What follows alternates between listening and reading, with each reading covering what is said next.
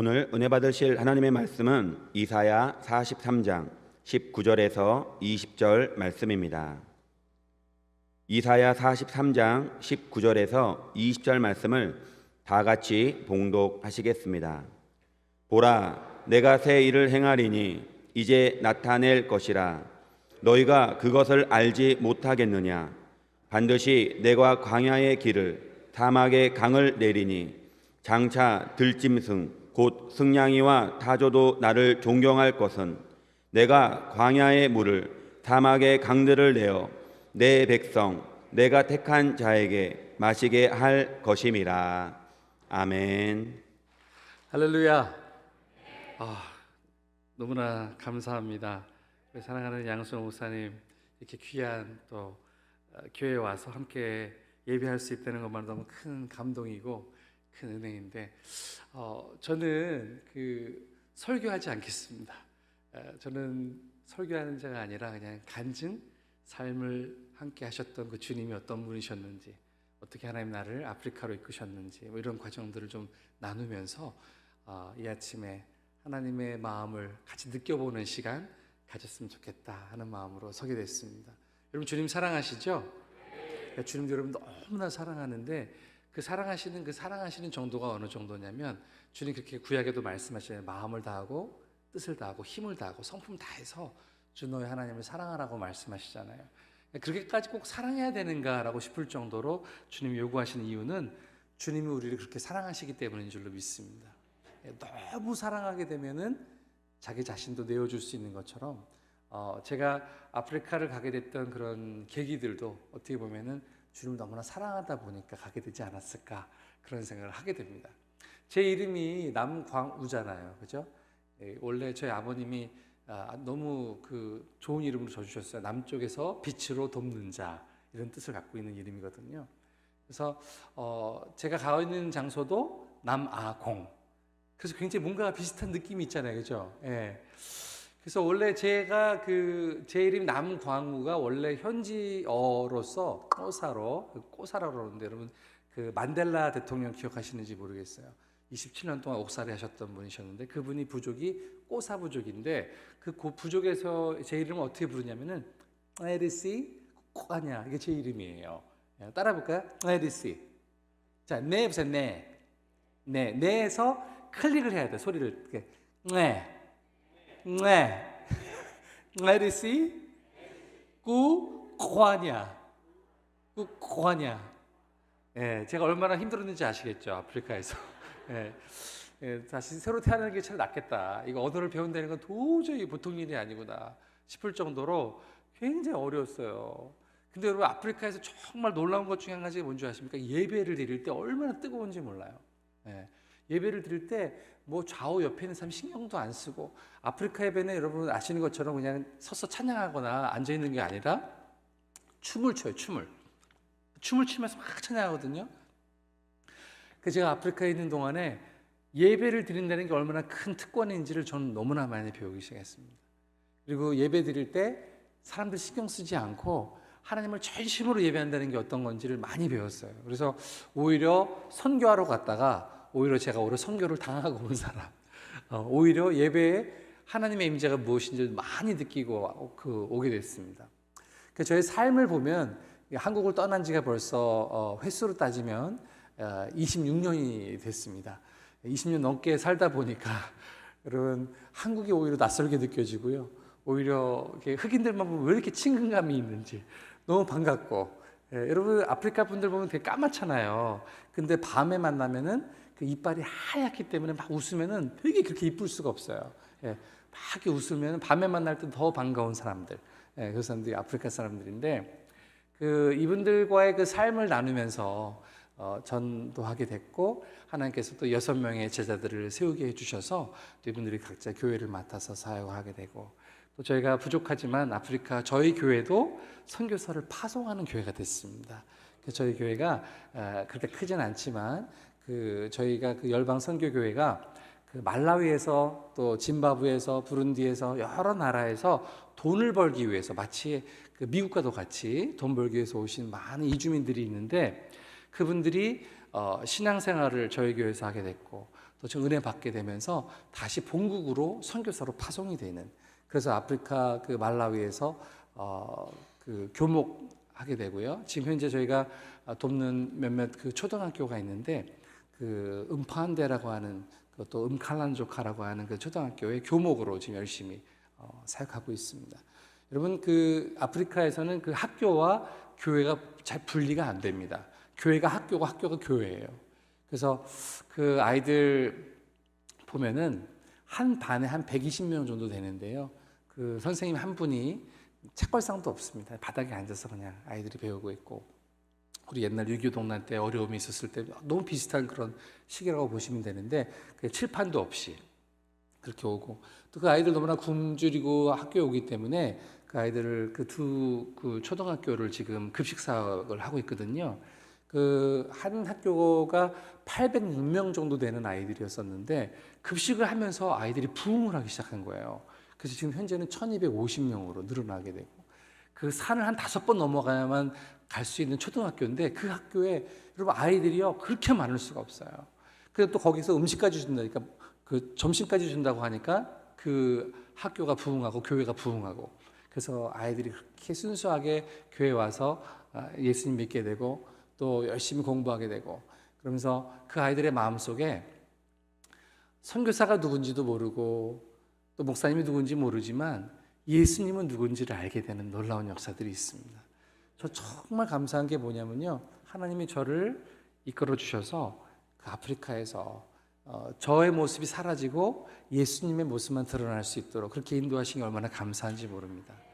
저에게 3명의 그 자녀가 있거든요. 아들, 딸, 딸에서 주영이, 주희, 주은이 이렇게 하나님이 3 자녀를 주셨는데, 주영이가 한국에서 태어난 지 100일 잔치하고 나서 아프리카로 첫 발을 내디뎠어요. 1998년도에.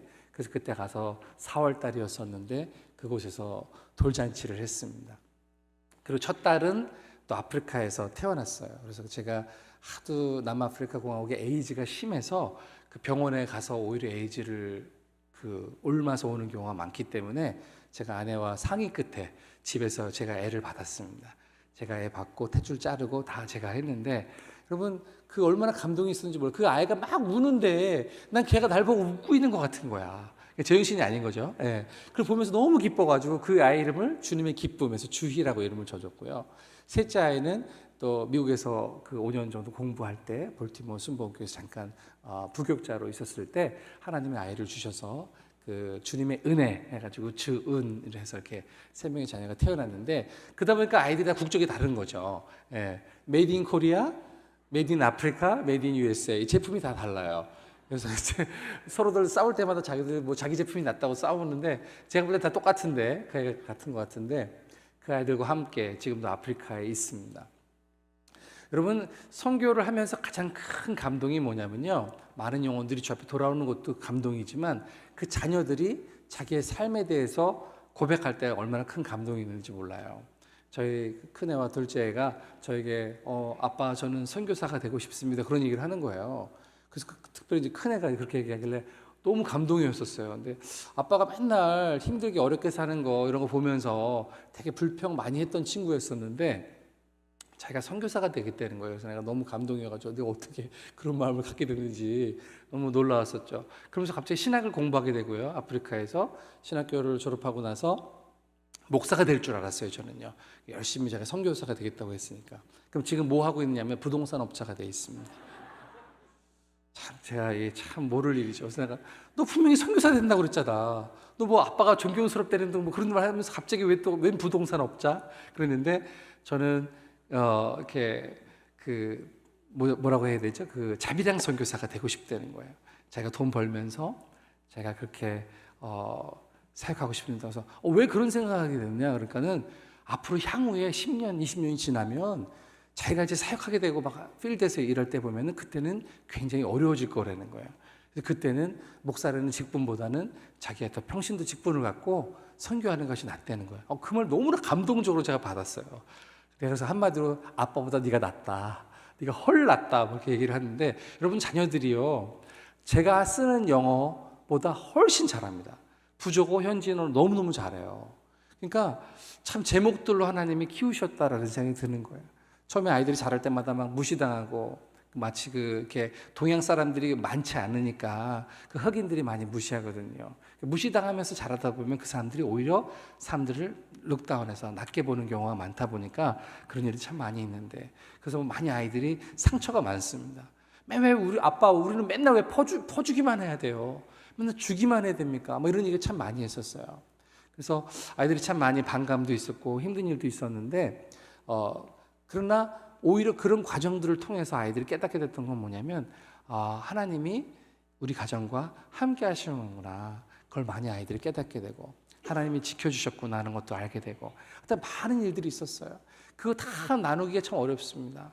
저희 그 큰 아이, 그 신학 공부하고 지금 부동산 업자 된 그 친구는요, 여러분 참 신기한 게, 이제 열심히 부흥 사역을 이제 남아공에서 하는데, 남아프리카 공항이 워낙에 땅덩어리가 크다 보니까 대한민국 남한의 12배 정도 사이즈거든요. 그러다 보니까 차로 운전하고 사역할 때부터 한 기본적으로 편도 한 1600km 정도를 운전합니다. 가다가 피곤하면 차 세워놓고 잠자고 다시 또 일어나고 또 가고, 또 사역 끝나면 또 운전하고 내려오고, 뭐 그런 일들 많이 하거든요.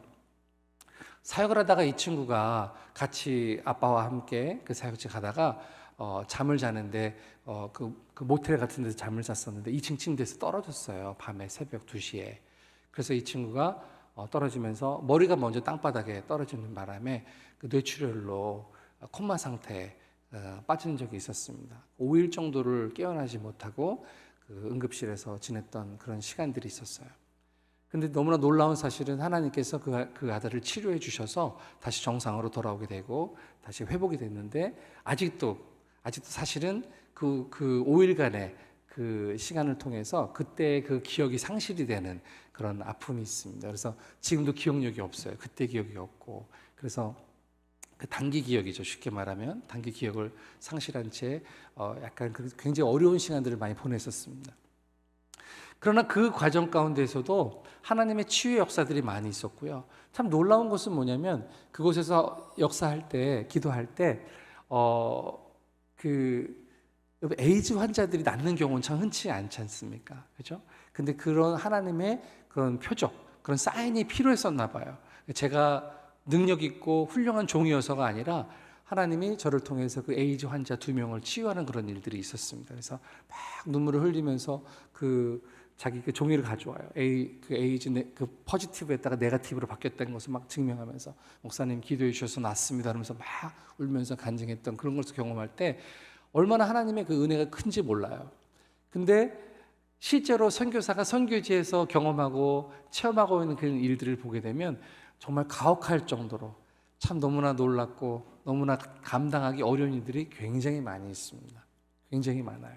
단지 그냥 먹는 것이 힘들고 환경이 힘든 것이 아니라 실제로 삶 속에서 경험하면서 체험하게 되는 그 현장의 일들은 정말 쉽지 않은 일들이 참 많습니다. 그렇게 모든 과정들을 하나님이 경험하게 하시면서 하나님은 하나님의 일들을 하시는구나라는 걸 참 많이 깨달았었습니다. 저희 교회에 아까 말씀드렸잖아요. 제자가 6명 정도 됐다고 말씀드렸잖아요. 그 제자들이 다 어떤 사람이냐면요, 다 이 마약 중독, 술 중독, 알코올 중독이죠. 뭐 그런 중독에 걸렸던 사람들이었었어요.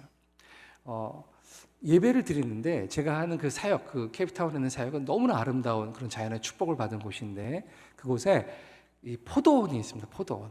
그 포도원이 굉장히 많이 발달되어 있어가지고 와이너리라고 그러죠. 그래서 포도주를 만들어서 판매하는 일들이 굉장히 많이 발달되어 있는데, 이 대한민국까지는 그 포도주가 수출이 안 되나 봐요. 너무 멀어서. 근데 유럽 쪽으로 많이 수출이 되고 있습니다.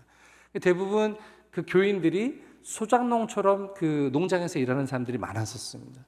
그러다 보니까 이 농장주가 백인들인데, 이 백인들이 이 소작농처럼 일하는 사람들이 일을 하고 나면은 이 월급을 줘야 되는데, 원래 주급을 주거든요. 주급을 줘야 되는데 주급을 안 주고 이 포도주를 주는 거예요. 좀 이걸 네가 가서 팔아가지고 되게 생계를 유지해라. 근데 굉장히 고급 포도주거든요. 근데 이 사람들이 열심히 일하는데 배가 고프잖아요. 근데 나가서 어디서 팔 데가 있겠어요. 그러니까 포도주를 어떻게 할까요? 배는 고프지, 팔 데는 없지. 그러니까 엄청나게 마시는 거죠. 그러니까 거의 알코올 중독자들이 굉장히 많았었습니다. 그래가지고 교회에서 예배를 드리는데 여러분 술을 몇 잔 마시고 들어오시면 별로 큰 그걸 못 느끼는데 이건 술을 마시는 게 아니라 사람을 술에다가 집어넣다 뺀 것 같은 그런 느낌의 잘 모르시겠죠, 여러분 어떤 느낌인지. 예. 그러니까 한두 명만 교회 와도 교회가 전체로 충만해져요, 굉장히. 예. 성령 충만한 게 아니라 술 충만하게 되는 거죠. 예, 그래가지고 예배 드릴 때 얼마나 이분들의 그 몸에서 나는 그 술 냄새가 얼마나 심한지. 제가 순복음교회 목사잖아요. 또 순복음교회 선교사고, 그러니까는 예배 끝나고 나면 항상 이 술마귀를 쫓아내기 위해서 항상 여러분 그 술 중독자를 치료하기 위해서 기도 제목을 말하진 않고 축복받기 원하는 사람 앞으로 나오라고 그러면 제일 먼저 나오세요. 그분들이 또 술 취하신 분들이 축복을 제일 먼저 받고 싶어 하시더라고요.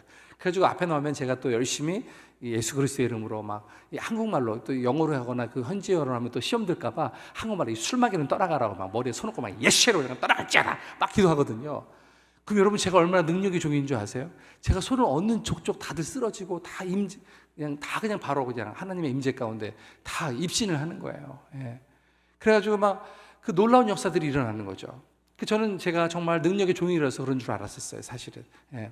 근데 이분들이 앞에 나와서 기도를 받는데 자꾸 눈을 뜨고 있는 거예요. 눈에 힘을 주고. 그래서 제가 목사님이 기도하는데 어떻게 건방지게 눈을 뜨고 나를 똑바로 쳐다볼 수가 있냐. 눈 감으라고 막 기도하네, 눈 감으라고. 근데 이분들이 뭐냐면 술을 너무 많이 드시고 오셨기 때문에 막 어떻게든지 서 있으려고 막 이렇게 막 눈에 힘을 주고 서 계신데 거기다 손을 얹고 막 기도하면서 눈 감으라고 그러니까 이분들이 순간적으로 이제 그 정신을 놓으신 거죠, 쉽게 말하면. 그래가지고 눈 감고 기도하니까 바로바로 다 입신을 하시는 거죠. 예. 할렐루야. 어쨌든 그래서 뭐 이렇게 쓰러지든 저렇게 쓰러지든 자주 막 쓰러졌어요. 좀 놀라운 게 뭐냐면요, 그렇게 쓰러졌는데도 그분들이 다 성령의 역사가 임하니까 거기서 막 방언이 터지고 막 눈물바다가 되고 그렇게 변화되면서 결국에는 나 주님께 내 마음을 드렸습니다 하면서 신학 공부시키고 훈련받아서 지금 목회 활동을 하는 그런 우리 목사님들이에요. 여러분, 그러니까요, 저희 교회 오셨던 그분들은 다 어떤 분들 다 인생에 한이 있는 분들이 많습니다. 한이. 제가 아프리카 가서 참 감사한 게 뭐냐면요, 저도 좀 한이 조금 있거든요. 저도요. 하나 한다고 말할 정도로 나름 살면서 많은 어려움들을 경험했었는데, 여러분 인생에서 과거에 정말 좋았던 기억은 추억이 되고, 과거에 인생에서 정말 슬프고 아프고 쓰라렸던 그런 기억들은 사연이 된다고 합니다. 우리 인생은 뭐냐? 이 사연과 추억이 얼버무려져 있는, 마치 비빔밥처럼 섞여져 있는 게 바로 우리 인생이잖아요. 자기 뜻대로 안 되는 게 인생이잖아요. 여러분, 남아프리카 공화국은요, 만델라 27년 동안이나 흑인 인권을 위해서 싸웠어요. 그 분리 정책을 쓰는 바람에 아파테이드라고 그래가지고 흑인과 백인이 완전 분리돼가지고 얼마나 상처가 많은지 몰라요. 그래서 흑인이 들어갈 수 없는 지역, 백인이 들어갈 수 없는 지역이 있었을 때가 있었습니다. 지금도 마찬가지예요, 사실은. 지금도 백인들이 들어가면 엄청 위험한 지역이 많습니다. 흑인도 들어가기 꺼리는 지역이 많고요. 근데 여러분, 저는 흑인 지역, 백인 지역 상관을 안 해요. 나는 하얗지도 않으면서 까맣지도 않으면서 약간 애매모호한 색을 갖고 있잖아요, 여러분. 하나님이 우리 대한민국 백성을 얼마나 축복하셨는지, 이 동양인으로 태어난 게 얼마나 감사한지 몰라요. 저는 백인들한테도 용납을 받고요, 흑인들한테도 용납을 받고 있습니다. 예. 그러니까 이런 한의 정서를 갖고 있는 사람들에게 제가 여러분 뭐 잘된 얘기, 좋은 얘기 막 하잖아요. 내가 뭐 교회를 얼마큼 지었고 뭐 얼마큼 사역하고 이러면 다 은혜를 못 받아. 근데 막 깨어진 얘기, 막 슬픈 얘기, 과거에 내가 뭐 이런 쓰라린 고통이 있었다 그러면, 여러분 아프리카 사람들도요 다 그걸 또 귀를 쫑긋 들으면서 막 소통이 빨리빨리 되는 게 있어요. 예. 여러분, 아프리카에서 제가 있으면서 이 현지인들과 왜 깊이 소통이 가능했었냐면요, 삶을 나눌 때 소통이 된다는 걸 느꼈어요. 여러분 아시는 것처럼 아프리카 사람들이 제일 중요한 건 뭐냐면, 찬양을 하든 설교를 하든 무슨 일을 하든 소울이 없으면 이거는 아무것도 아닌 거예요. 소울이 없으면. 그러니까 뭔가 마음의 중심에 뭔가 그 느껴지는 그거 있잖아요. 마음으로 느껴지는 부분. 그죠?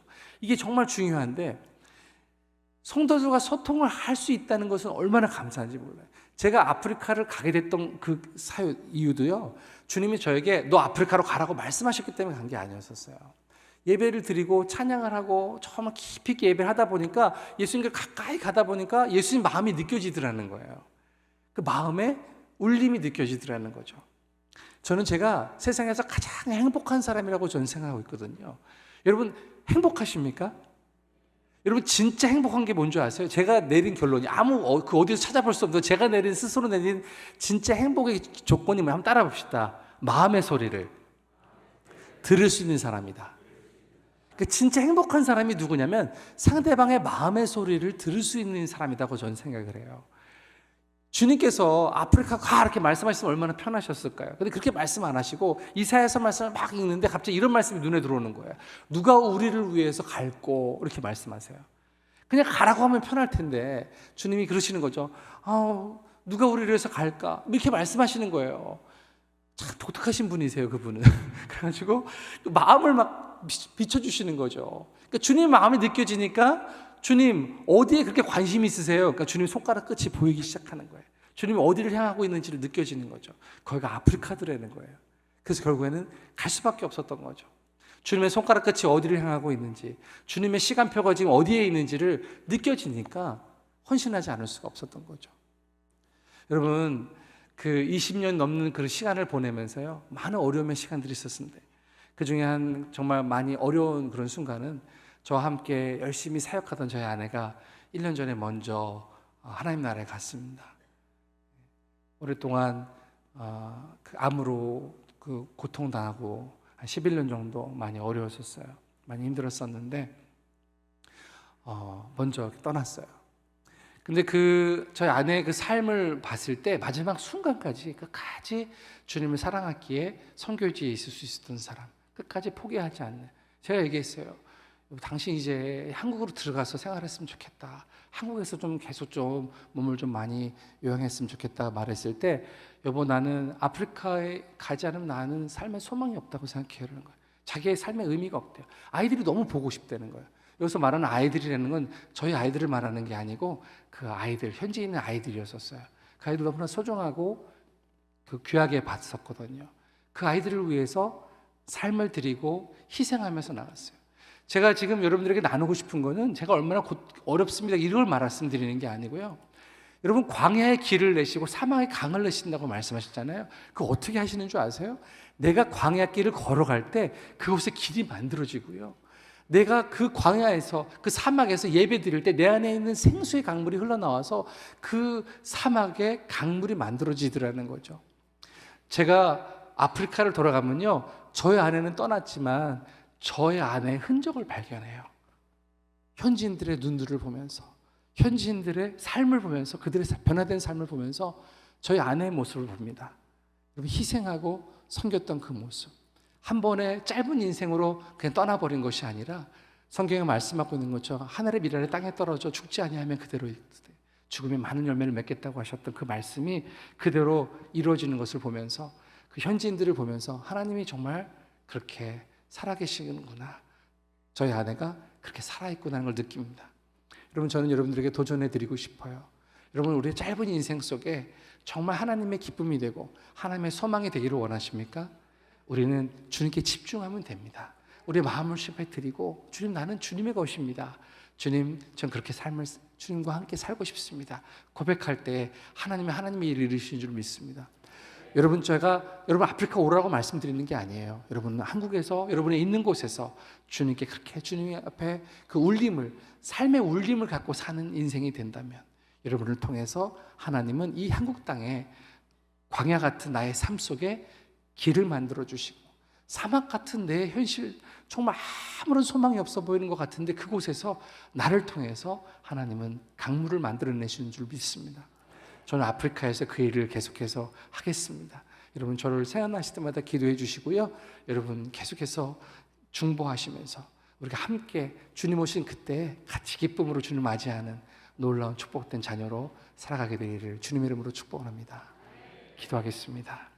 하나님 감사합니다. 주님 부족한 종을 통해서 주님 마음 나눠주셔서 감사합니다.